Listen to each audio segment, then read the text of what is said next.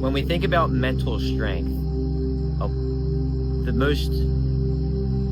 most common one that we think about is to endure. When we are faced with challenges, and when we are faced with uncertainty, and when we are faced with these things that are very foreign to us, that are hard and challenge us mentally, and it's not in the gym space, it's usually like in life matters. That is usually where we associate mental strength with. But there is another factor that I would say is kind of underlooked, and it's the power of being able to walk away. When is the right time to walk away from something? The power of being able to walk away from something is, you're in these toxic environments. You could have attachment to these things. Toxic relationships, toxic habits, your hometown. It's a big component of it is fear. Now, being able to slowly start walking away from these things, within reason, I think is a huge part of mental strength, and it's very underlooked. That, in the same sense, to endure and to walk away,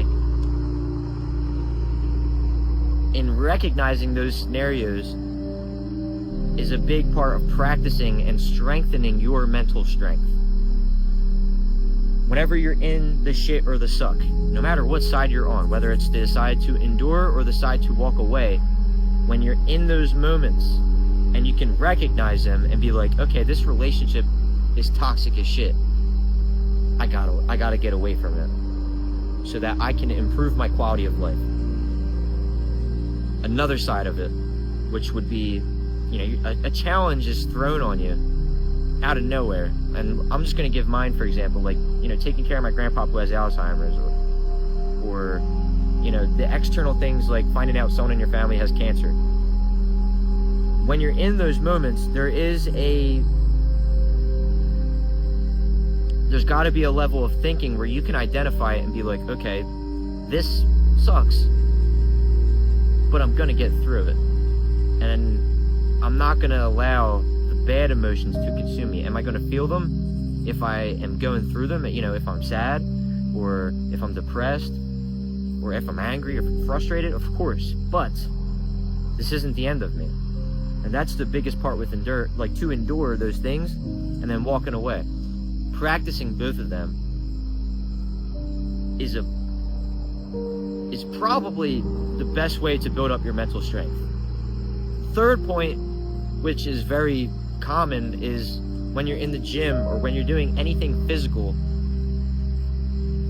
If you're the kind of person that pushes the envelope, pushes past that line that a lot of people are afraid to go past, that is another way that you build mental strength, and that's probably the most common one. You could be the guy that is comfortable running, let's say, 20 miles a week. There's someone out there that's running 100 miles a week. And I'm not saying that you got to do that. Or you could be the guy that's in the gym that's comfortable benching 225, and you could be repping it out. Why have you never tried to go up to 315? It's like that kind of thing, like, why not ever try? But that's the physical and mental strength connection there. But there is a trifecta here, and it's to endure, to be able to walk away, and to be able to push yourself and push yourself past your limits. Those three, when worked on and when recognized in those moments, is a really good way to train your mental strength. Now, weakness is usually a bad thing, right? And when someone calls you weak, you never want to be seen as weak. That's something that we fear. Something that when you're younger, you fear being looked at as weak. And a lot of the times we start the gym to become stronger because we don't want to be weak anymore. Now, to have weaknesses and to know what those weaknesses are and to be able to recognize them, to me, is a superpower. If I could look at certain areas of my life, certain areas of, what's going on inside the gym, and be like, okay, in these areas, I am underperforming. and I suck at that, I suck at this, I suck at that. To be able to recognize that now gives me the ability to be able to work on it. And if I can work on it, then it is no longer a weakness, but now a strength.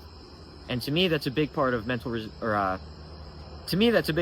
strength too, because we don't want to look at the things that we suck at. We don't want to look at the things that we're weak at. Those are things that we never touch. They stay hidden in our back pocket, while everything that we're good at is on display.